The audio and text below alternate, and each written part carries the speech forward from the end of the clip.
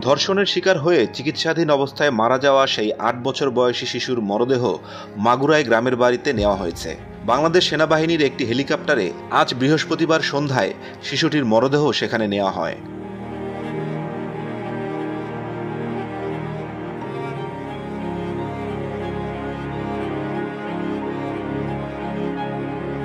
শিশুটির মরদেহ মাগুরায় পৌঁছানোর পর স্থানীয়রা সুষ্ঠু নির্বিচারের দাবিতে বিক্ষোভ শুরু করে।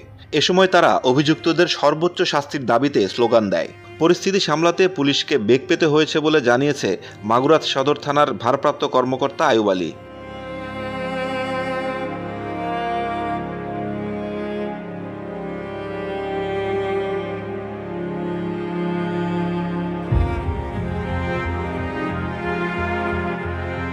এর মধ্যে স্থানীয় নোমানী মাঠে সন্ধ্যা 7:30টায় শিশুটির জানাজা অনুষ্ঠিত হয়। আজ দুপুর 1টার দিকে সম্মিলিত সামরিক হাসপাতালে মারা গেছে শিশুটি।